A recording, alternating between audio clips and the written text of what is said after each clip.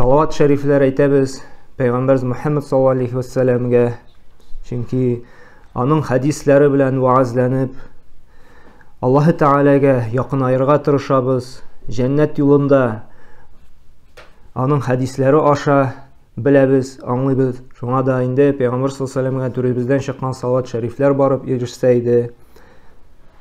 Ham birinchidən indi sizə Selamlısım kele Müslümanlar selamı bilen Esselamu Aleyküm ve Rahmetullahi Berekatuh. Barşağızға da Allah-u Teala'nın selamı, iminligi deyik bizning tilda aytganda rahmeti, bereketi barıp erişseydi.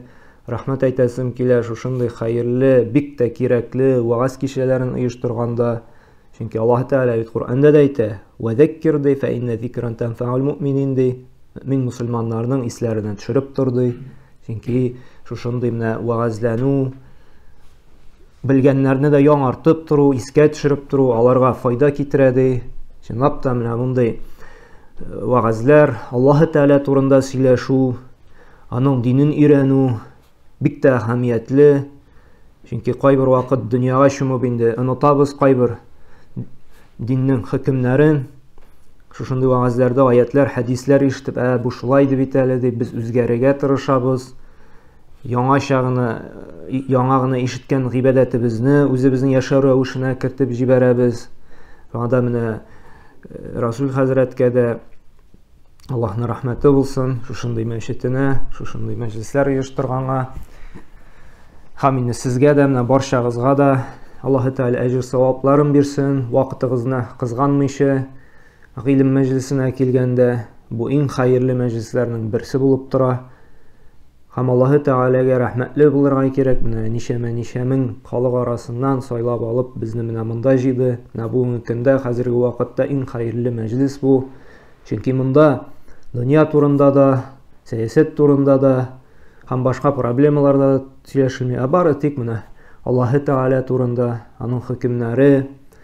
Шул сәбәпле безнең күңелләребезгә тынычлык иңә, рәхәт булып китә. Һәм бәлки шушы җәннәткә керергә безгә әз генә калыр. Һәм менә монда утырган савап сәбәпле, монда хасил булган әҗр аркылы Аллаһның рәхмәтенә ирешеп, бәлки җәннәтле дә булып куербыз. Аллаһы Тәгалә һәр барчабызга да насыйп әйләсен. Һәм менә әлхәмдүлилләһ, инде без монда мәчеткә килгәч, күбебез аңлыйбыз, ни өчен без бу дөньяга килдек, кая барабыз, нәрсә безне көтә. Шулай бит, бу шулай ук бик зур бәхет. Әгәр дә кеше ни өчен бу дөньяга килгәнен аңласа, алда нәрсә көтәсен белсә, аңа әзерләнә, ул аның турында белергә тырыша. Иң куркынычы, иң аянычы бу дөньяга нәрсә өчен килгәнен белмичә яшәсә. Һәм менә тирә-ягыбызга караса, андыйлар бихисап. Ул белми, ни өчен бу дөньяга яратылганын. Шул сәбәпле ул эзләнә. Төрле тренингларга йөреп карый, китаплар укып карый. Менә тарихка кайтсак та, күп кенә фәлсәфәчеләр дә алдында шундый максат куйганнар. Күпме китаплар язып калдырганнар, гел эзләгәннәр, русча әйтсәк, смысл жизни. Ни өчен алар яшиләр бу дөньяда? Бик күп бәхәсләр барган, һәр кеше инде үзенчә максатлар куйган анда. Шуның өчен яшибез дип. Әмма бу һәр кешенең үзе уйлап чыгарган кайталар. Әмма Аллаһы Тәгалә хикмәт иясе, ул адәм балаларын бу дөньяга яраткач, ул инде белгән. Адәм балалары шушы төп максатны эзләячәкләрен. Һәм шуңа да ул шушы максатны эзләгәнгә күрә, шушы төп безнең яшәүебезнең, төп яратылуыбызның сәбәбен илчеләр җибәреп, пәйгамбәрләр, расуллар үз китапларын иңдереп безгә бәян кылган. Һәм әйткән, сез уйлыйсызмы әллә, бу дөньяга уйнап, көлеп яшәр өчен генә килдегезме әллә дип. Юк ди, без ди моныдай бик максат белән яраттык ди, адәм балаларын ди шушы җир шарына. Һәм сез аны барыгызда бик яхшы беләсез. Ул да булса, Аллаһы Тәгаләнең шушы ниъмәтләрен танып, барысы да Аллаһы Тәгаләдән дип, шуңа шөкер итеп, рәхмәтле булып, аның бер үзенә генә гыйбадәт кылып яшәү. وَمَا خَلَقْتُ الْجِنَّ وَالْإِنْسَ إِلَّا لِيَعْبُدُونَ deydi Zariyat suresinin 56. ayetinde. Men kişilerine hem cinlerini bar ettim ya, ibadet kılsınlar için bar ettim deydi. Hem mene şuşu ibadetini kılganda da mene bizning qalbimizda, ko'nglimizda bularga tiyishli 3 narsa bor ekan. Namoz o'qiymizmi? Uroza tutabizmi? Haj qilabizmi? Zakat beramizmi? Tug'anliq jiplarini nig'itabizmi? Masjidga kelamizmi? Qur'on o'qiymizmi? Nendegina ibodat bo'lmasin, bizning qalbimizda, ko'nglimizda 3 turli holat bo'larga tegish ekan. Shu ibodatimizdan ta'm topish uchun, lazzat olish uchun ham Alloh taolo haqiqiy ravishda uni qabul etsin uchun. Ya'ni qalbda, ko'ngilda bo'larga tegish. Bu tamamız. Chunki ibodatning tashqi yoqdan qabul bo'la turgan shartlari da bor hali. Ana erkenleri deyik, vacibatları, sünnetleri. Bunda söz bara qalbda, ko'ngilda. Nindi his bo'larga tegish shu ibodatni qilganda. Alimlar bu qoidani deganda chiqardilar Qur'onga tayanib. Baribizda bilgan Fatiha surasidan hem indi İsra suresinin 57. ayetinden hem başka ayetlerden. Ama bu sureler, bu ayetler tüp buna delil bulup dura. Nindi 3 halet sunu. Ne işin bu temini alırga, yaptırtırga buldum. Çünkü kaybır kişiler onu ya bile bitirmi, ya bilse de unutup jibere. Bu iş asıl Buni misal etib olimlar keltira qush bilan. Qush uchsin uchun o'zining qo'yilgan yerine borib jetsin uchun anga 2 qanot kerak, ham boshi kerak, shulaymi? Qanot uchish uchun, olib borish uchun boshingni GPS shekilli navigator, shulaymi? Yo'lni ko'rsata, izlay ko'ra. Hamali mana shu tip temaga kirgancha tag'in yashaw maqsadi turida aytib ketasi kelamni. Kişi ne için yaşayanını bilse, onun turmuşunda maksatı var beydi. İbadet kılu, cennetke kiru, onun maksatı var. Onun kolunda şu GPS navigatörü var. O bile koyan barasın, neşik barasın. Kişinin maksatı yok iken turmuşta, o bilmeyi ne için yaşıyor. O bile şu kartısız, GPS navigatörsüz yaşayan kişi gibi. Bu avulga da kirib qaray, bu shaharga da borib qaray, tiginda da borib qaray. Chunki ani maqsadi yo'q, u bilmay qo'ya borasi, ne ishini yashaganin. Amina kim shu kartani deganda, shu yo'lni shu Alloh taolaning Qur'onin, Payg'ambar sollallohu alayhi vasallamning yo'lini ola ekan, u endi bila qo'ya borasin, nechik borasin. Qanishik ketib, durust etib borganda borib berishasin. Adam ne ol? Şu maksatını bilip anlap yaşamayken ol indi bir ayanış halde. Turmuşta da bir maksatsız kişiler var bir. Ol kaya barganın, ne için barganın bilmey. Yaşıyor, tiginde barıp qaray, bunda soğulup qalay. Ahırdan indi ko'ngil tinchlig'ini tapa olmay, dünya yeminde tapa olmay, yaşaysa kelmey menimde. Ham alhamdulillah, mana shunga da shukr etirga kerak. Alloh taolo shunday zo'r boylik bergan bizga. Hamına şu ibadatni tag'in da komilleştirir için bizning 3 holat bo'larga tegish dedik. Ul da bo'lsa eng birinchisi mahabba, yaratuv. Kimni yaratuv? Alloh taolani. Ikkinchisi narsa roja, umid. Uchinchisi xavf, qo'rquv. Allohning g'azabidan. Hazır indi mana buni yaxshiroq anlatib ketirmiz. Mana eng birinchi olaylik Fatiha surasidan. Eng birinchi adam bolalari namozga bosqachdik. Namozlarin eng tip erkani deyik, Elhamdülillahi Rabbil alamin deb o'qiy boshladilar. Alamlarning tarbiyachisi, xo'jasi bo'lgan Alloh taolaga barcha maqtovlar. Maqtov. Әл-хәмд. Әл-хәмд мактау гарәп телендә әйтелә яратып кына, яраткан нәрсәгә генә әл-хәмд. Мактау сүзе. Һәм шулай ук бар мактау мәдх дип атала. Мәдх. Әл-хәмд мактау, мәдх тә мактау гарәп телендә. Әл-хәмд яратып, хөрмәт итеп, ихтирам итеп мактыйсың ул кешене. Мәсәлән, мәдх мактыйсың, әмма яратып, хөрмәт итеп түгел, ялагайланып, яки ниндидер дөнья мәслихәтен алыр өчен, монсы мәдх була. Мәсәлән, берәр түрә каршында, сез шундый инде, яхшы инде, әмма син яратып, хөрмәт итеп түгел, юк. Премия көтәсен анда, карьера баскычында сине үстерсен өчен, яки киресенчә эштән кумасын өчен. Әгәр дә ул начальникны алып аттылар икән, син мактамыйсың да, борылып та карамыйсың. Ягъни син бу мактауын хакыйкый теге мактау түгел, ярату аша түгел. Әл-хәмд ул кешене, мәсәлән, син инде мактыйсың, исламның да теге мактау инде бик макрух булса да инде, әмма син мактыйсың, чын күңелдән яратып, шунда ишкерсез булганы өчен, ихлас кеше булганы өчен, шунда ярдәмчел булганы өчен, мәкерле булмаганы өчен. Аллаһ риза булсын, синнән әҗр савабын бирсен, шундый эшләр башкарасын, Аллаһ Тәгалә да бәрәкәт бирсен, яратып, ялагайланып түгел. Һәм монда да Аллаһ Тәгаләне яратып без мактыйбыз. Әлхәмдүлилләһ дип.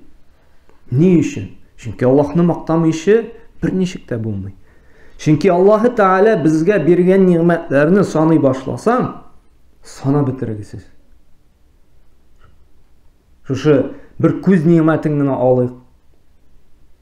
Әлхәмдүлилләһ, менә Аллаһ Тәгалә бит бездән миллионнарда сорамый, шулай бит. Монда кемнең күз күрүе начарая, ничәшәр мең, 50 мең, 100 мең, 200 мең, бигрәк серьезный операциялар булса, миллионнар түләп, больницаларга барып операциялар ясаталар.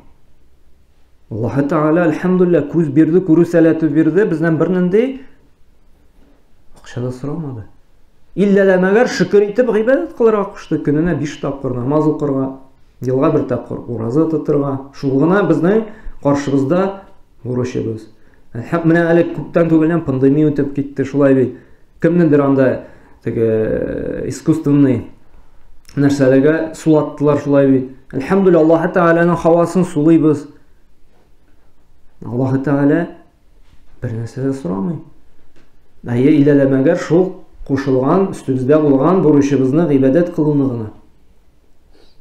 Ничек инде шуннан соң инде Аллаһ Тәгалә яратмыйчы була? Ничек инде аны мактамыйчы була?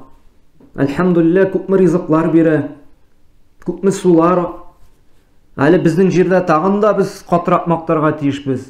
Әле күпме нинди каты җир титрәүләр булды. Әлхәмдүлилләһ, безнең якларда ни җир титрәүләр юк, ниндидер ураганнар, теге смерчлар юк. Әлхәмдүлилләһ, без әле тагын да күбрәк сәҗдәләребезгә башыбызны тагын да күбрәк куярга тиешбез. Шундый иминлектә, рәхәтлектә яшәгәнгә күрә. Шишмәләребездән нинди шишта пак сулар ага. Карагыз, ул теге кайбер Африка илләрендә суга тилмерәләр, шулай бит. Куюлар, шишмәләр юк, пычрак су эчәләр. Ул пычрак судан күпме кеше авырый, күпмесе үлә. Без шундый, әлхәмдүлилләһ, рәхәт тормышта яшибез, шөкер өстенә шөкер булырга тиеш. Әле шунда да без инде Аллаһ Тәгаләгә мактау, рәхмәт әйтмичә минләнәбез. Мин таптым, мин булдырдым дип Аллаһ Тәгаләгә гомумән шушы ниъмәтне бәйләмибез. Менә монда да мактау Аллаһ Тәгаләне яратып, әлхәмдүлилләһи раббил аламин дип шушы бөтен биргән ниъмәтләрен танып, аны мактыйбыз. Әлхәмдүлилләһ. Шуңа да димәк, нәрсә генә эшләмик, намаз укыйбызмы, ураза тотабызмы, без Аллаһ Тәгаләне яратып башкарырга тиешбез. Ихтирам итеп. Нинди авыр гыйбадәт инде дип, нәрсәгә куелган инде дип түгел. Менә әлхәмдүлилләһ, Аллаһ Тәгалә иман бирде, шуңа әле күп ниъмәтләр бирде. Ничек инде мин моны намазымны үтәмим, ничек инде укымыйм дип, ничек инде мин шөкерсез, неблагодарный була алыйм дип. Ярату аша чыгарга тиеш. чын күңелдән. Әле без алачакбыз менә яратуны, күңелдә Аллаһка карата мәхәббәтне ничек арттырырга, без әле аның берничә сәбәбен дә алып китәчәкбез. Икенчесе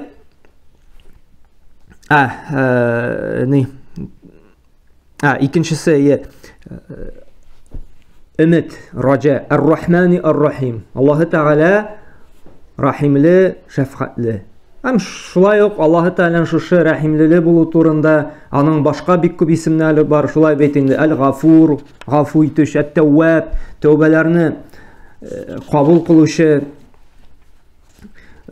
Şulay yok El-Kerim, Yumar, şulay beytinde kursata. Bu Allahu Teala'ya karata ümitimizni arttıra turgan. Yani нәрсә ümit итәбез? Ümit итәбез Аллаһы Тәгалә шушы гыйбадәтне үтәү сәбәпле безгә әҗр савап бирер. Аллаһы Тәгалә шушы әҗр савапны биреп, шушы әҗр савап сәбәпле аның рәхмәтенә ирешеп, ахыр чиктә җәннәткә керербез дип. Ümit итәбез шушы гыйбадәтләребез сәбәпле Аллаһы Тәгалә бу дөньяда да яхшы тормышта яшәтер дип. Чөнки Аллаһ Тәгалә Куръанда да әйтә, кемдә кем ир булсынмы, ират булсынмы, ир булсынмы, хатын кыз булсынмы, иман китергән рәвештә, иман китереп ди, игелекле, изге, хәерле гамәлләр кыла икән ди, без аларны иң яхшы тормышта яшәтәчәкбез ди. Бу дәлил булып тора, без ümit итәбез. İbadet kılavuz iken ümit итәбез. Bu dünyada da yaxşı tırmışны, күңел тынычлыгын, жан рәхәтлеген ди, хаммалыбызга да, вакытыбызга да, гомеребезгә дә бәрәкәт бирер дип. Һәм ümit итәбез гынахларыбызны ярлыклар дип. Ар-Рахман ар-Рахим. Менә бу ümit безне саклый нәрсәдән? Төшенкелеккә төшүдән, депрессиядан. Менә бу күпме кеше депрессияда, куркуда, борчылуда. Biz ümit итәбез, яхшы теге авырлык булды икән, фә иннамал усри юсра, иннамал усри юсра. Аллаһ Тәгалә Куръанда вәгъдә бирде. Авырлыктан соң җиңеллек килә. Һәм кабатлап әйтте тагын бер тапкыр. Дөреслектә дә, хаклыкта да авырлыктан соң җиңеллек килә ди. Без шуны ümit итәбез. Аллаһ Тәгалә безне сәламәтлек белән сынады икән, бер авыру белән без ümit итәбез. Аллаһ Тәгалә әш-шафи, шифаландыручы. Финансовый яктан килде икән бер авырлык, без ümit итәбез Аллаһ Тәгаләдән. Ул ар-Раззак, ул ризыкландыручы, ул Ал-Ваххаб, ул бирүче, ул бирәчәк. Шушы чыгу юлын бирәчәк безгә, ümit итәбез. Гынах кылдык икән, ялгыштык икән, без Аллаһ Тәгалә ümit итәбез. Ал-Гафур, ар-Рахим, ул гафу итүче, рәхимле. Төшенкелеккә бирелгә ашыкмыйбыз, депрессияга төшмәйбез, чөнки Аллаһ Тәгалә тәүбәгә килүчеләрне, хатасын танып, туры юлга басучыларны ярата. Һәм Аллаһ Пәйгамбәр саллаллаһу алейһи әйтте бит. Тирмизи җинтында килә торган хәдистә нәрсә ди? Кулли бани адам хаттаун диде. Һәрбер адам баласы хаталанучан диде, ялгышучан диде. Әмма аларның да иң хәерлесе ди, ва хайрул хаттаин ат-тawwabun ди. Аларның да иң хәерлесе ди, хатасын танып, тәүбә кылучы, яхшы якка үзгәрүче диде. Димәк, менә шушы хәдисләр, аятлар безне нишләтә? Өмет уята. Пәйгамбер саллаллаһу алейһи бит кәнә юхиббул фәъл ди. Пәйгамбер саллаллаһу яхшыга юрарга яраткан, ягъни оптимист булган. Без һәр вакытта да өмет, яхшыны өмет итәргә тиешбез. Менә бу безнең халыкта бер шундый шир бар. Аллаһ Тәгалә турында сөйли башласаң, намазга басырга, Рамазан айында ураза тотырга, һәм башка изгелекләр кылырга чакыра башласаң, ул минем гынахларым күп, яшь вакыттан да бик каты гүләйттем анда, моны урладым, моны рәнҗеттем, миңа инде гафу булмас инде, мин Аллаһ каршына басырга ялам, мин сәҗдә кылырга ялам, минем шикелле кешегә, минем шикелле явыз бәндәгә гафу итү юк инде ди. Юк. Аллаһы Тәгалә без әйтергә тиешбез. Ар-Рахман ар-Рахим. Ул рәхимле, ул шәфкатьле, ул әт-Тәвваб, ул тәүбәләрне кабул итүче. Киресенчә, әгәр дә син хатаңны аңлап тәүбәгә киләсең икән, Аллаһы Тәгалә нишлегене шатлана гына. ул сөенә генә, ул ярата гына шундый бәндәләрне. Һәм менә шушы аятлар инде өмет уята безне төшенкелеккә төшермәскә. Һәм икенче безнең халкыбызда шундый бер кимчелек бар. Күршесе диек, берәр дусты начар юлдан туры юлга басты икән, аны инде сөйли башлый. Кая инде ди? Бөтен совхозда бөтен нәрсәне урлап бетерде. Гомер буе эчеп йөрде, аяк көне юк иде. Мен күршедәге бөтен тавыкны шул гына урлап сатып эчеп йөри иде. Аның йөрмәгән ни калмады дип хурлый башлый. Менә мондый вакытта әгәр дә без шулай кешегә хөкем чыгарабыз икән, Алла сакласын, без Аллаһы Тәгалә гафу итәм ди, кичерәм ди, әгәр дә ул ихлас күңелдән тәүбәгә килә икән, шушы гынаһны калдыр икән. Biz инде Аллаһны да уздырып, юк кичерми, аңа гафу юк дип, үзебезгә нинди Аллаһ урынына куеп хөкем чыгарган булабыз. Бу бик куркыныч. Аллаһы Тәгалә әйтә, Кутси хадисендә әйтәш, адәм баласы ди күк белән җирне тутырырлык гынаһ белән килсә ди, әгәр дә миңа тиңдәшлек кылмыйчы, ягъни ширк кылмыйчы, миңа гына гыйбадәт кылып үлә икән ди, мин ул гынаһларымды гафу итәчәкмен ди. Аллаһы Тәгалә әйтә, гафу итәм ди, кичерәм ди. Адәм баласы әйтә, гафу юк ди, шуңа гынаһ кылды ди. Һәм менә без халыкка җиткерергә тиешбез. Аллаһы Тәгалә рәхимле. Хаталанган кеше беребез дә фәрештә түгел. Намаз укучыларда, диндар кешеләрдә ниндидер гынаһ эшли. Беребез дә идеал түгел. Әмма безне яшәтә шушы өмет. Һәм өченче инде әл-хауф дидек, шулай бит. Монсы инде Малики яумиддин. Кыямәт көненең патшасы.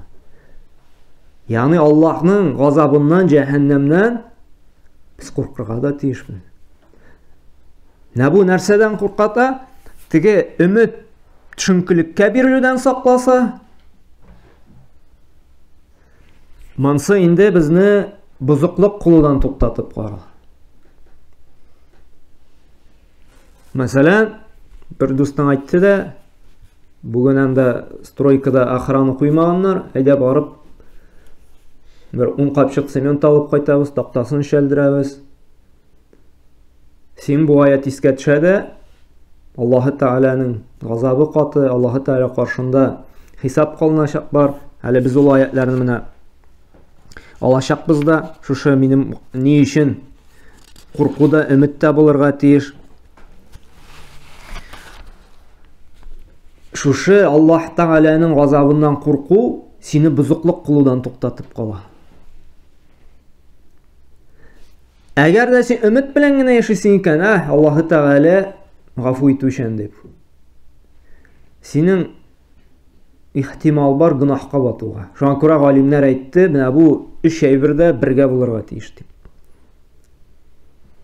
Менә бүген көндә дә кайбер кеше өмет белән генә яши. Әле без аны алачакбыз. Хыял белән өметне бутамаска кирәк. Менә шуңа да өченче хауф, курку кирәк Аллаһның газабыннан. Һәм карагыз, шушы Фатиха сүрәсенең нишкәлеге. Ярату булды, өмет булды, курку булды. Аннан соң гына ияка нәъбуду ва ияка настаин килде. Сиңа гына гыйбадәт кылабыз һәм синнән генә ярдәм сорыйбыз. Димәк, нәрсә? Ey Rabbim, анда ваш тавышына шарышты, шымындарак куйсам. Сиңа гына гыйбадәт кылабыз, синнән генә ярдәм сорыйбыз. Нишләгәннән соң? Аллаһы Тәгалә яратып бактаганнан соң, Аллаһы Тәгаләдән әҗир савап өмет иткәннән соң, Аллаһы Тәгалә гафу итә, кичерә, җәннәткә кертә, өмет итәбез. Һәм шулай Аллаһның газабыннан куркып, гынаһтан тукталабыз. Менә бүген көндә күп кешедә өмет белән генә яши. Яратам ди, әмма яратымны раслар өчен син бит шулай дәлилләргә тиешсең. Хатыныңа да яратам дип торасың икән, чәчәк бирмисең икән, бүләк бирмисең икән, сүзен тыңламыйсың икән, ышанмый бит инде. Шулай ул да иренә әйтеп тора икән, тәмле итеп пешерми икән, матур итеп киенеп каршы алмый икән. Һәм бөтен җирдә дә шулай. Яратам дип кенә сүз белән генә әйтү җитми, ышанмый. Бүгенге көндә бирәк тә сүзгә ышанып булмый шулай бит инде. Сөйләүчеләр күп, бөтенесе сөйли. Эштә дә бит гамәлгә карыйбыз. Әгәр дә хакыйкый ярату икән, син яратуыңны расларга тиешсең ул кешенең яраткан, риза булган эшләре белән. Ти яратасың икән бер дустыңны, хатыныңны, балаңны, иреңне, ул нәрсә ярата, шуны эшли башлыйсың, аңа карата яратуыңны тагын да раслар өчен. Хатыны ирен яратам дигән, тәмле яраткан әйберләрен пешерә. Ире ярата икән чиста күлмәктән киемнән йөрегә, ул аны гел чиста тотып үтекләп тора, шулай дип раслый. Шуңа да без Аллаһы Тәгалә яратам дип әйтәбез икән, Аллаһы Тәгалә нәрсә ярата? Без иң беренче белергә тырышабыз. Нәрсәне яратасың? Мәсәлән, Аллаһ Пәйгамбәр саллаллаһу әйтте, Аллаһ Тәгалә ярата ди, үз вакытында укылган намазны ди. Аха, димәк беренче Аллаһ Тәгалә ярата үз вакытында укылган намаз әхелләрен. Без моны эшли башлыйбыз. Аллаһ Тәгалә ярата фарызларын үтәгәннәрен. Аха, Рамазан ае җитте икән, без уразасын тотабыз. Нисап тулды икән, зәкатын бирәбез. Аллаһ Тәгалә ярата туганлык җипләрен ныгытканын. Аха. Аллаһ Тәгалә ярата килешүләрне үтәгәнне. Аха. Договорларны бозмыйбыз. Аллаһ Тәгалә ярата дөресен сөйләгәнен. Аха, димәк ялганнан сакланабыз.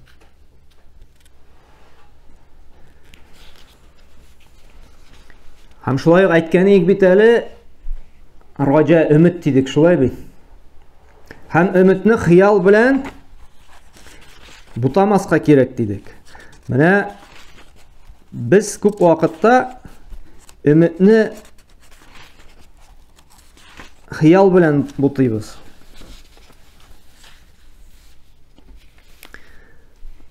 Әмма өмет ул була гамәл белән генә.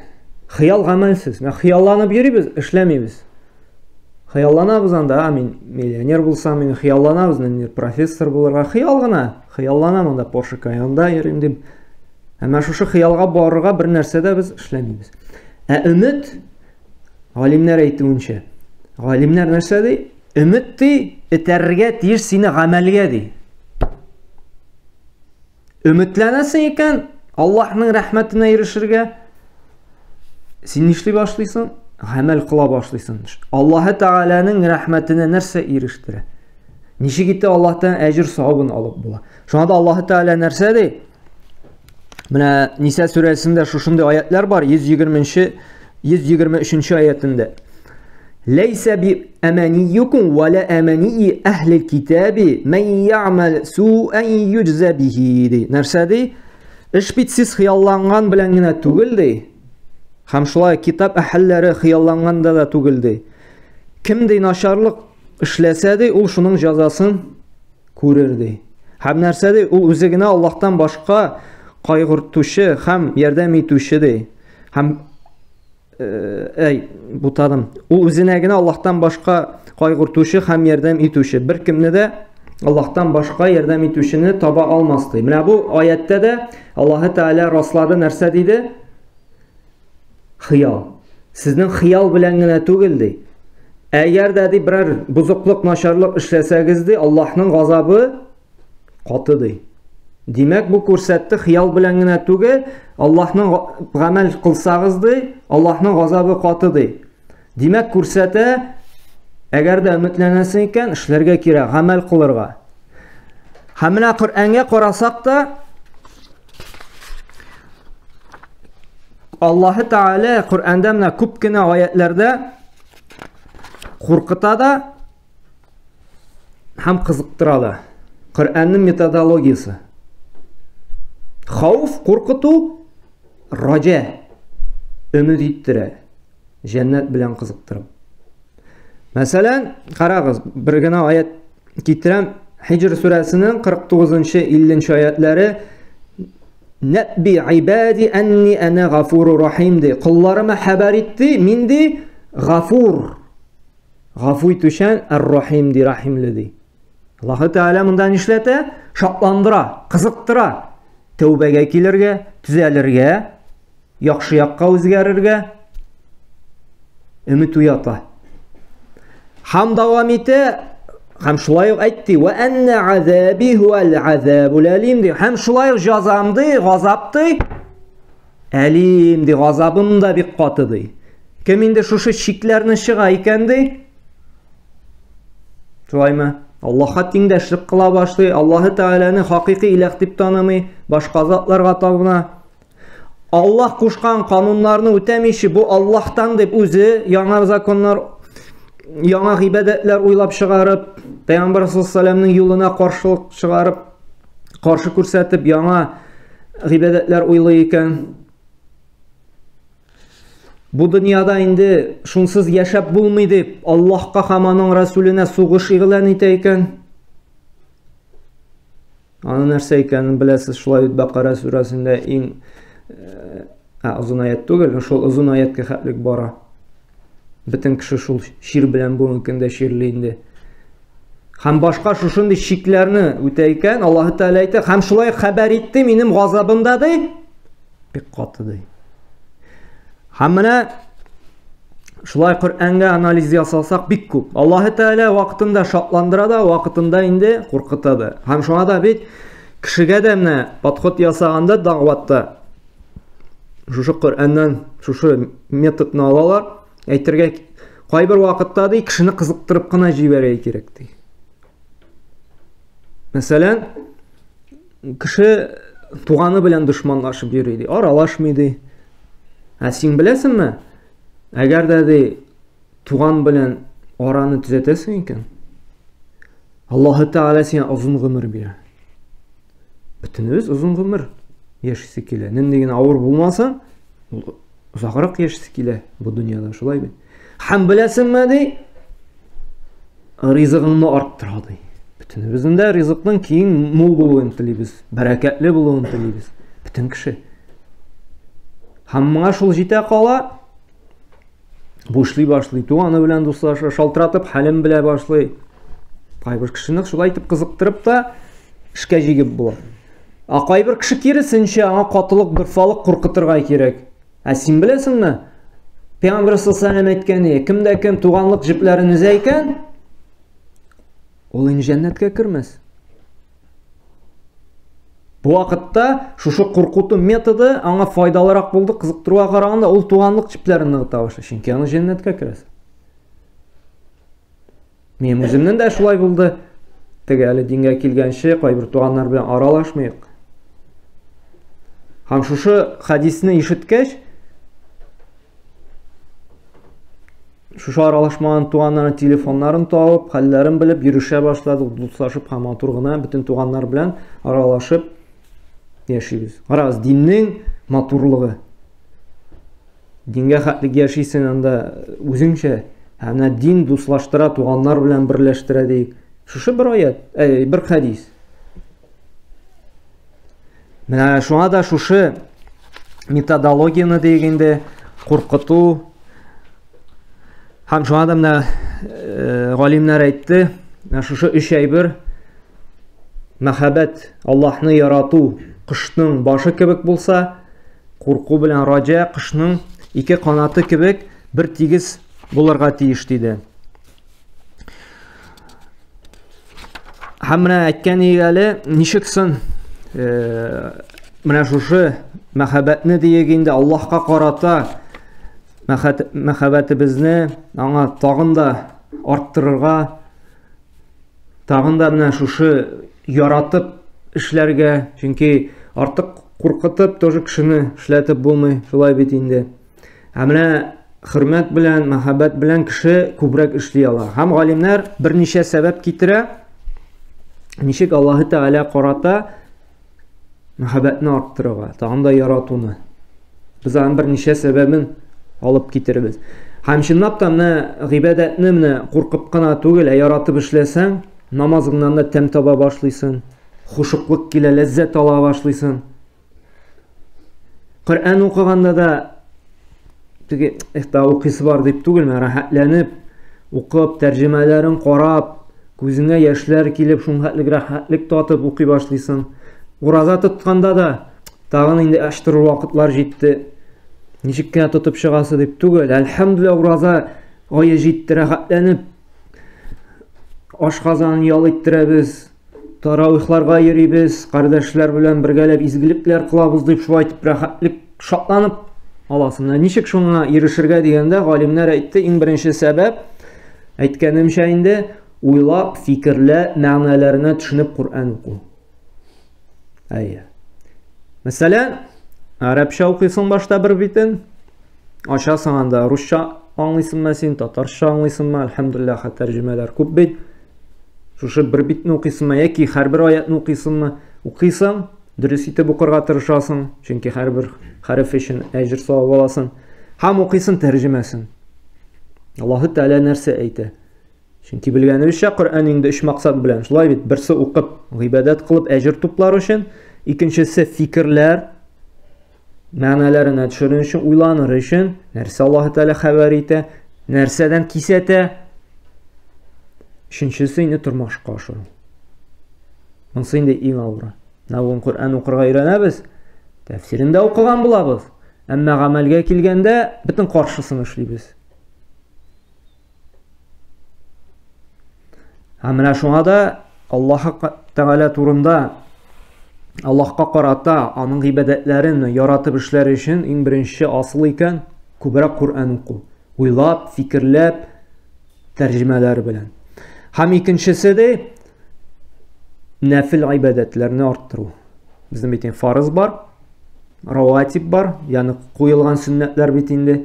Шуның белән генә шикләнмибез икән, үстибез. Сән духа намазлары бар, тәһарәт намазлары бар, төнге намазлар бар, тәһәҗүд, кыямул лейлләр бар. Уразада безнең Рамазан белән генә шикләнми шулай бит инде. Понедельник, четверг бар, айның 13-14-15. Чөнки Аллаһ Тәгалә нәрсә диде? Кулым ди, шушы нәфил гыйбадәтләрне арттырган сайын, күбрәк эшләгән сайын ди, минем аңа карата мәхәббәтем арта диде.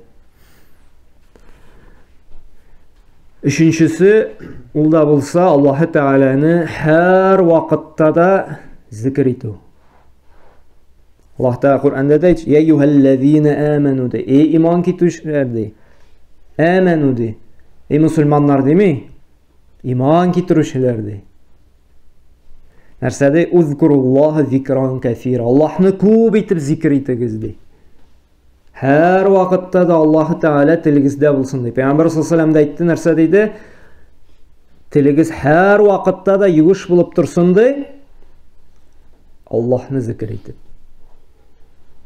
Җиңел, әмма онытабыз. Шул теге җиңел булган Аллаһта шундый җиңел, әмма онытылучан булганга Аллаһта шундый зур әҗерләр вәгъдә иткәндер. Карагыз теге Субханаллаһ бихамдихи җәннәттә агач утыртылды диде. Шулай бит. Җиңел ишин, Субханаллаһ бихамдихи дип әйттең, җәннәттә сиңа бер агач утырталар. Җиңел, әмма соңгы тапкыр кайчан бу зикерне әйттек? Өеңне ачып кергәндә бисмиллаһ әйтеп керде. Бисмиллаһ валajna ва бисмиллаһ харajna ва аля Аллаһи раббина таваккална. Сиңа шайтан кермәс ди, шулай бит. Ә без инде ничә шайтанны керттек иге. Җиңел, әмма онытабыз. Чөнки һәр вакытта да теге нычику булырга кирәк, уяу булырга кирәк, шушы зикрләрне әйтергә. Мәчеткә кергәндә үзен зикр бар, чыкканда зикр бар, ашар алдыннан, шулай бит инде аша бетергәч, өйгә кергәндә, өйдән чыкканда, машинага утырганда, өйдән чыкканда, һәр вакытта да кием кигәндә, һәрбер нәрсәнең үзенең зикре бар. Хәтта гади генә Субханаллаһ, Әлхәмдүлиллаһ, ла илаһа илляллаһ, әмма искә төшерик. Кайчан әле шушы зикрләрне әйттек, кайчан әйтеп йөрдек. Һәм чынлап та менә шулай итеп һәр вакытта да әле ул калб аша, күңел аша чыкса, шуның хәтлек, күңелгә рәхәтлек килә, чынлап та инде менә Аллаһ белән бәйләнә башлыйсың. Һәм дүртенчесе, ул да булса Пәйгамбәр саллаллаһу алейһи ва сәлләмнең сүннәтләрен өйрәнү. Çünki Peygamber sünnetler var. Ailede nişik üzün tutkan, nişik balalar terbiyelegen, nişik kardeşler bilen aralaşkan, nişik sevde kılgan, nişik yıklarga yatkan, nişik yıkıdan turgan, nişik gıybedetlerin ütegen, bütün üsünün var Peygamber sallallahu özünün tutuşu. Hamına şu sünnetini ütev, şulay Allah Teala'ya gıybedetke qarata muhabbetini arttıra. Sünnetini ütev de Allah Teala'ya bulgan muhabbetini korsete. Ne özümüzün sınıyı alabız. Peygamber sallallahu aleyhi ve sellem ne? Küpme sünnetini üti bizde. Kübre ütegen sayın bu korsete Allah'a bulgan muhabbeti bizde. Ma dalilini siz biləsiniz ne? İmran suresinin 31. ayeti. Şulay bit. Kulli eytti. Allah Teala Peygamber sallallahu aleyhi ve sellem'e aytırga koşa. İn kuntum tuhibbunallaha. Eğer de siz de Allah'ını yaratasız iken de fettebi'uni. Mina yerigizdi. Yani benim sünnetimni ötegizdi. Yuhibbukumullah. Şu vakitte Allah sizni yaratırdı. Qarağız. Allah'a qarata muhabbetimizni arttırığa sebep. Hem şulay Allah da bizni yaratığını tileybiz iken, ul da bulsa Peygamber sallallahu aleyhi ve sellem'nin turmuş yolunu öğrenu. Onun hadislerini oku. Mene hadis degende kızganış bir kişiler bik salkın qarı. Bu bit kişi sözü deyişler de var. Bizim bit Kur'an diler. Kur'an'ı şunday zor dereceye koyarlar, hadisini indi vapşe asqa düşürüp jibererler. Amma Kur'an'da ok ayta bit Allah'tan Necm suresinin 3-4 ayetlerinde nerede? Allah Teala وَمَا يَنْتِكُ عَنِ الْهَوَالِ Oldu özünden tilapkine o şehvetine birilip bir nerse de etmeydi. İlla vahyu yuha. İlla demeger biz indirgen vahyini gınadı sizge jitkiredi. Demek Allah Teala özü ayta. Peygamber sallallahu aleyhi ve sellem'nin sözleri vahiydi. Allah Teala tarafından indirilgen Rusça etsek Bожественное откровение. İlla demeger ayırması nerse de Kur'an'da tupturdan Allah Teala'nın sözleri Mındayın Allah Teala hükümleri, tertipleri deyildiğinde Peygamber sallallahu aleyhi ve sellem aşağı itilgen. Onun sözleri sebeple aşağı. Bu şulayıq. Kur'an'dan son Kur'an'ı tululandırışı, kamilleştirişi deyildiğinde şu beyan kılışı, потому что bitinde kamilleştiriş degende Kur'an'da kimçilik var degan söz tugul, dürüst anlara kere. Mesela Kur'an'da Allah Teala aytgan bit, namaz o'qig'iz. No, nişik namaz o'qirga? Qayan bilamiz? Peygamber sallallahu aleyhi ve sellem sünneti aşa. Haj qilamiz degan, qayan bilamiz nişik haj qilirga? Peygamber sallallahu aleyhi ve sellem hadislari aşa. Zakat berigiz degan. Narsadan zakat beriga, ko'pmi beriga, qachon beriga, nishik beriga qayan bilamiz? Peygamber sallallahu aleyhi ve sellem'nin hadislari aşa. Mana tag'in bir narsa aytazim kelar, Qur'on o'qib bor, Qur'on o'qirga o'rgatamiz. O'qiymiz, tirishamiz. Virt qo'yamiz o'zimizga kunina, masalan, virt narsa degan so'z o'zingga endi bir maqsad qo'yib burish olasan, masalan, kun sayin 10 bit Qur'on o'qib boraman. Amma bek siyrak kishigina hadislarni o'qiy o'rganadi. Amma bu shulay bit Alloh Taolo vahiy shulay Payg'ambar sollallohu alayhi vasallam aytilgan. Qur'onni yaxshiroq, tugalroq, durustroq anglari uchun nishtarak kerak? Hadislarni da o'rganirga kerak. Qur'on o'qiysan ekan 10 bit, 5 bit bo'lsa da hadislarni o'qi. Alhamdulillah tatar tilida da bo'lgan. İmam An-Navoiyning 40 hadisi bor, anlatması bilan, sharhi bilan. Ani o'qib chiqdim ekan. Shulay İmam An-Navoiyning Izgilar bog'chasi kitobi bor, tatar tilida o'zimizning. Ani da o'qib chiqdim ekan, tatar tilida o'zimizning Al-Buxoriy jinti bor 2 tomli. Ani o'qib chiq. Ani da o'qib chiqdim ekan, o'zimizning g'olimimizni Rizoiddin Faxriddin rahimahulloh da Firdevs cennetlerine kutsun özün. Bik күпме хезмәт калдырган галимебез. Җавамил кәлим шәрхе бар. Аны укый алабыз. Шуңа күрә biz Qur'an, аның тәрҗемәсен, тәфсирен укыйбыз икән, безгә өйрәнергә кирәк, укырга кирәк, үзебезгә вирт итеп кертергә кирәк, хадисләрне дә өйрәнергә кирәк. Шушы Qur'анны яхшырак аңлар өчен. Һәм анда укыган хадисне тормышка ашырып, тагын да Аллаһ Тәгаләгә мәхәббәтебез артсын өчен. Чөнки Аллаһны яратасыз икән ди, миңа ярагыз ди, минем сөннәтләребезне үтәгез ди. Шул вакытта Аллаһ сезне яратыр ди. Үзебезгә сорау бирик ха. Без бит сөннәтне гомумән белмибез.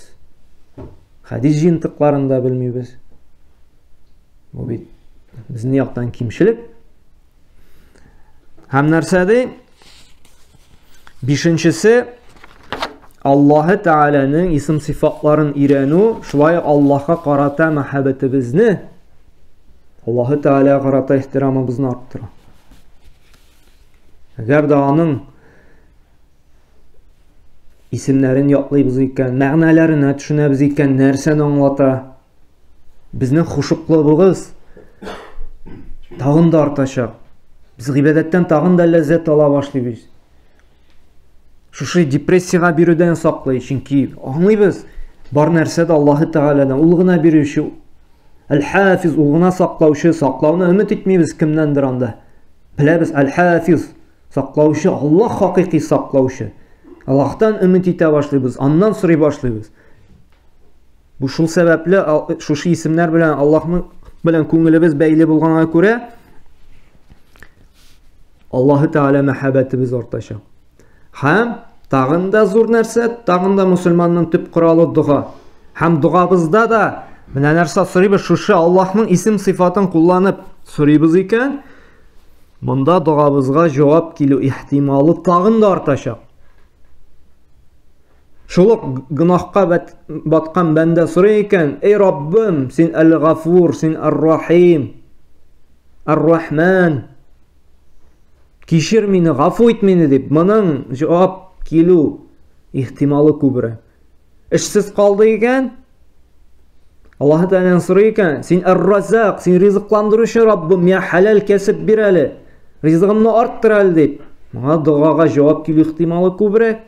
Бир дип сораган караны, чөнки кешедә бит исем белән эндәшкәнне ярата. Әй, син кем әле дисәң, ул аңа бик булышасы килми.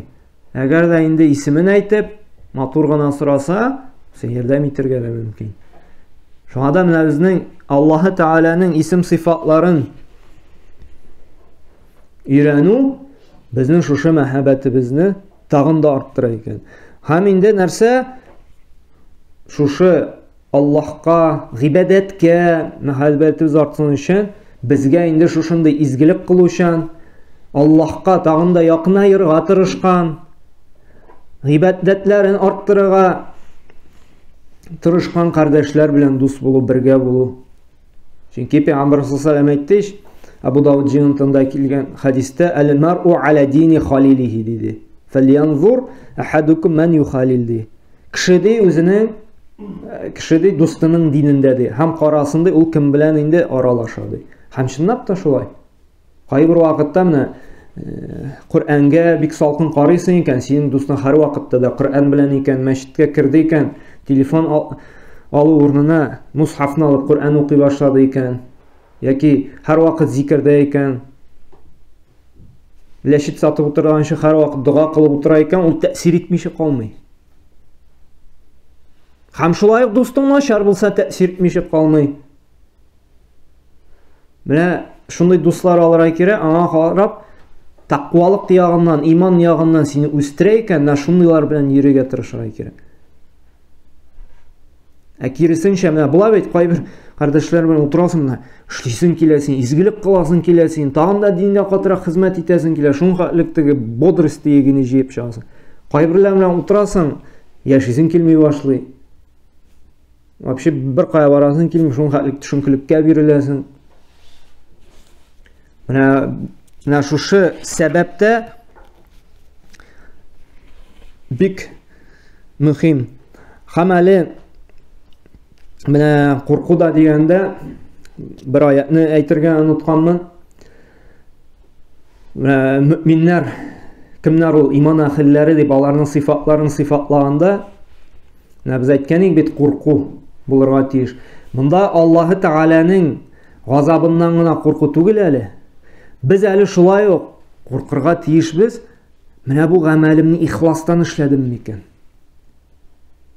Шушы садакамны бергәндә рия кермәде микән? Шушы дәрескә йөрим, матур итеп Кур'ан укыйм, ихлас күңел белән укыйм микән, яки кешеләр мине мактасыннар, кешеләр ох, ничек тырышып укый дип, шушындай сүз өмет итмим микән, шулардан укымыйм микән дип, без изгелебез кабул була микән дип тә куркырга тиешбез. Теге менә Мөэминнәр сүрәсе 60-61 аяты ингәч, Пәйгамбәр саллаллаһу алейһи ва саллям укый да, Аллаһ Тәгалә нәрсә ди? "Валлазина ю'туна ма атау ва кулубухум ваҗилат аннахум иля раббихим раҗиун, улаика юсари'уна фил хайрат."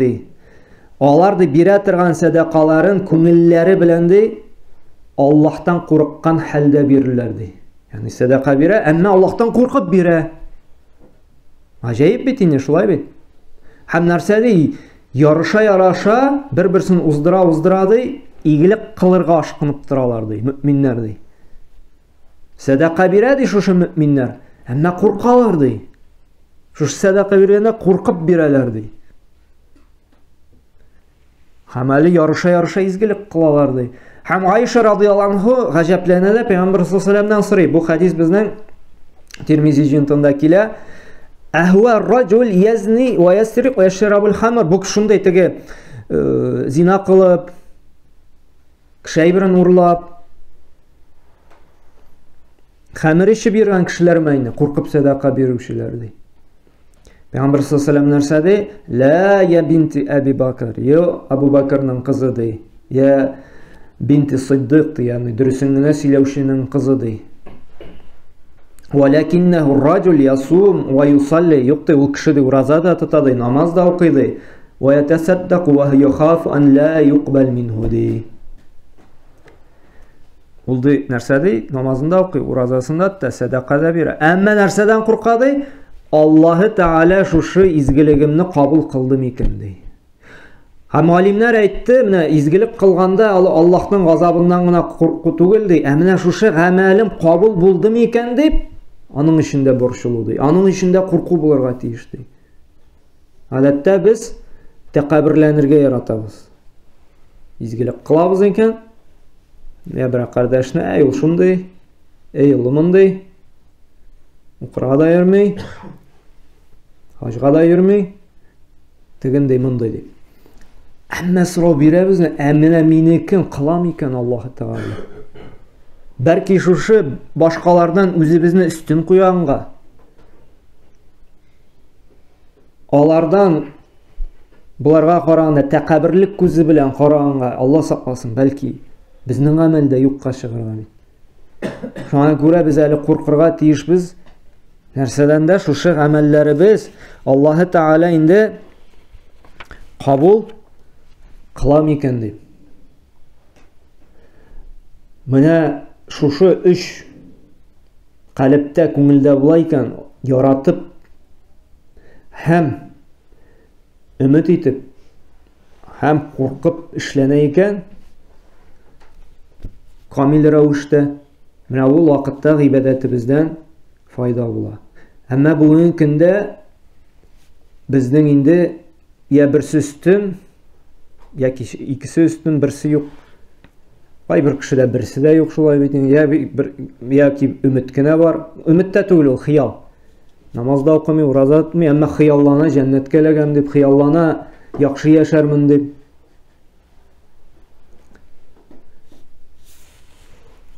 Һәм шулай әле бу мәхәббәт булса, син шулай уялырга тиешсең гынах кылудан да, кешене рәнҗетүдән дә, Аллаһы Тәгаләнең шиген чыгудан да.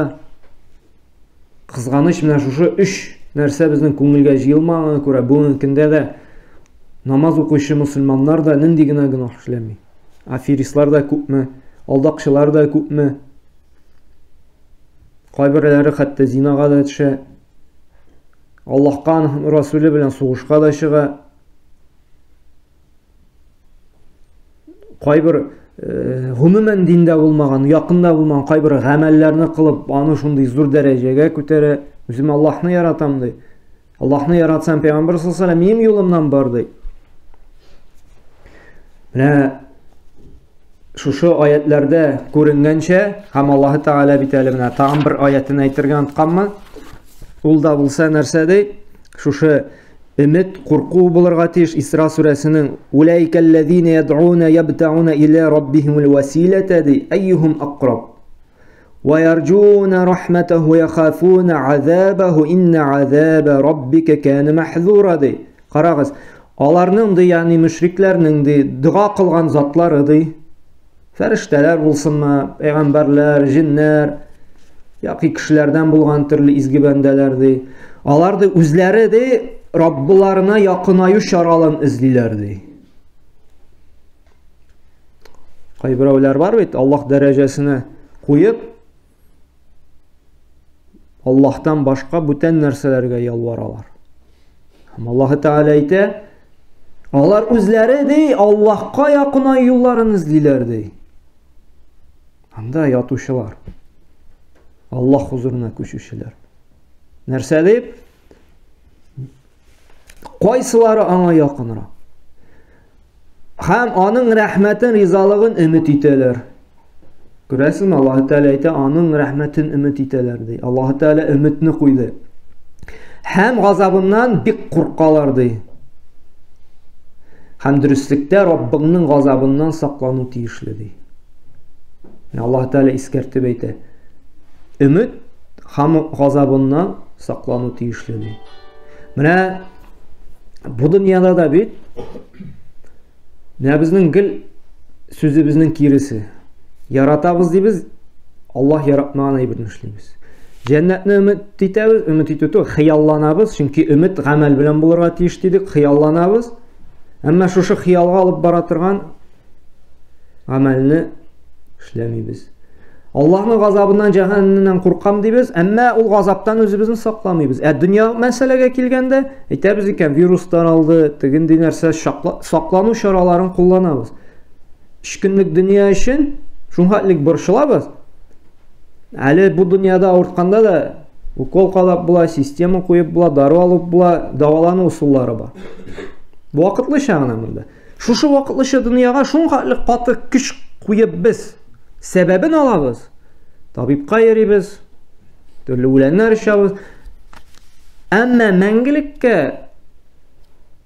анда адвокат та ялгап булмый, судьяны да сатып алып булмый. Мәңгелек Аллаһның газабыннан шушы изгилекләр сәбәп аша үзебезне сакламыйбыз. Һәм шушы Аллаһ Тәгалә тыйган нәрсәдән тыелабыз икән, ул дөньябыз өчен дә хәерле бит. Тыйды икән Аллаһ та берәр гынахтан, димәк, анда чынлап та бик зур бозыклык, фәсад ярта. Аллаһ Тәгалә шушы кәсеп белән хыялла эшләмәде икән, әгәр дә ул эшкә акчасына кызыгып та кирдең икән, ан бәрәкәте булмый. Сиңа кирсең генә бер бәла генә була. Һәм уйлыйбыз, Аллаһ Тәгалә тыйды икән, димәк бу ниндидер авырлык дип. Юк. Киресенчә Аллаһ Тәгалә сиңа яхшылык тили. Эшләмәде бу әшәкелекне. Үзеңә хуҗа була бит ди. Әмма адам баласы кызганычка каршы гыйлеме җитмәү сәбәпле инде шушы бузыклыкны кылып үзен нинди зур сынауга дучар итә. Чөнки менә бүгенге көндә дә бит ни өчен шундый сынаулар ди? Менә монда да Аллаһ Тәгаләдән җавап бар Коръәндә. Әйтәм бит, менә Аллаһ Тәгалә шушы Коръәнне, расулларны иңдергән кешедә шушындый сорау бирсә, җавап тапсын өчен. Аллаһ Тәгалә әйтте бит: "Ва ма асабакум мин мусибатин фабима касабат айдикум" диде. Нәрсә ди? Сезгә ирешкән барча бәла казалар ди, менә шушы проблемалар ди, менә шушы үз кулларыгыз белән эшләп алган гынахлар сәбәпле диде. Һәм нәрсә диде? Берәр кавымда, берәр җирлектә ачыктан-ачык зина таралса, риба, тарала икән ди. Бу кавым ди, бу җирлек ди Аллаһның газабын үзләренә хәлал кылды ди. Ягъни Аллаһның газабы киләчәк ди. Бу мөмкиндә инде Алла сакласын риба зина гына түгел инде. Әтияниләрендә картлар йортына илтеп атала бер каннан булган бер туган абыйлар да душманлашып, сугышып, судлашып ята шулай. Үз газиз баласын да чүплеккә ташлый. Һәм шуннан соң әле безнең тагы яхшы яшисе килә. Сугышта булмасын, ачлыкта булмасын, җир тетрәүдә булмасын, кризиста булмасын. Аллаһы Тәгалә әйтә, булмасын өчен гынахлардан тыелды. Яхшы итеп яшәрсең ди. Бөтен уйлап булмаслык гынахларны эшләп бетердек. Аннан соң инде тагын яхшы тормыш көтәбез. Алай булмый. Аллаһы Тәгалә шуңа әйтә. Тәүбәгә килегез ди. Ашкыныгыз ди. Аллаһның рәхмәтенә, мәгъфирәтенә ди. Шуңа күрә яхшы якка үзгәрәсебез килә икән, нишләргә кирәк? Аллаһка кайтырга. Шушы бөтен гынахлардан булдыр алганча арынып, туктап, изгилеккә басып. Һәм ул изгилектә, гыйбадәттә булырга тиеш нәрсә дидек? Ярату, өмет һәм курку. Аллаһы Тәгаләдән үзем өчен, сезнең өчен сорыйм, шушы гыйбадәтне дә дөрес итеп, камил рәвештә, мәхәббәт белән, өмет белән, курку белән эшләргә. Һәм Аллаһы Тәгалә шушы мәҗлесләребездә хасил булган зур әҗерләрне дә кыямәт көнендә күреп шатланышырга насыйп әйләсен иде. Һәр баршыбызга да Аллаһы Тәгалә кимчелекләребезне, хаталарыбызны, җитешсезлекләребезне гафу итеп, чистарынырга, пакланырга насыйп әйләсен иде. Һәм Аллаһы Тәгалә көннәребезгә дә иминлек, тынычлык насыйп әйләсен иде.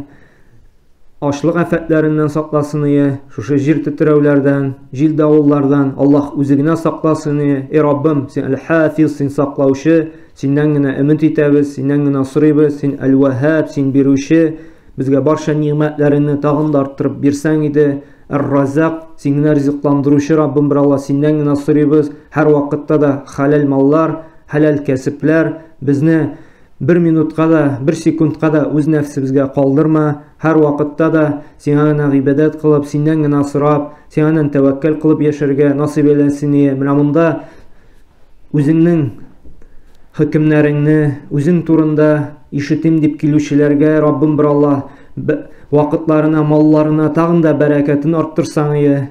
Менә монда килеп утыручыларга Раббым, бер Алла, юлларында исән-имин килешкенә йөрергә насыйп әйләсен. Ут хәүефләреннән, әшәке кешеләрдән, бузык, фәхиш, мәкерле кешеләрдән үзең генә сакласаң иде Раббым, бер Алла. Һәр барчабыз да хәлал кәсеп белән шөгыльләнеп, шушы хәлал малдан кергән акчаларыбызны үзеңнең юлында, хәлал юлда гына сарыф итәргә насыйп әйләсен иде. Халкыбызга, милләтебезгә, динебезгә өлеш кертүчеләрдән булырга язсын иде. Минлек белән генә үзебезне генә кайгыртып яшәмичә, халкыбыз турында да, җәмгыять турында да уйлап, Аллаһы телгә биргән сәләтне менә халыкка, динебезгә хезмәт итүдә кулланырга насыйп әйләсен. Һәм моны аңларга ачык, саф йөрәк, калб, күңел бирсен иде Раббым, бер Алла. Һәм менә шулай итеп, гыйльми мәҗлесләрдә үз үстебездә эшләп, үзебезне гыйльми яктан да, изгилек ягыннан да үстергә насыйп әйләсен иде. Тагын да күбрәк динебезгә хезмәт итеп, халкыбызны алга җибәрергә, тагын да чистартырга Аллаһы Тәгалә безгә тәүфик, хидаятын бирсен. Субханакалла бихамдик, ашһаду ан ла илаха илля анта, астагфирука ва атубу илейк.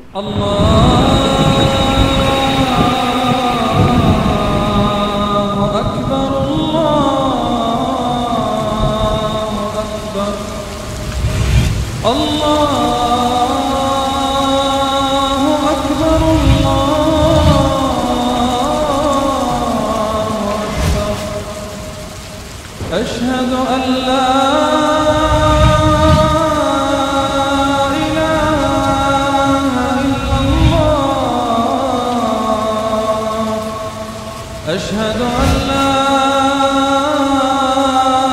إله إلا الله أشهد أن محمد رسول الله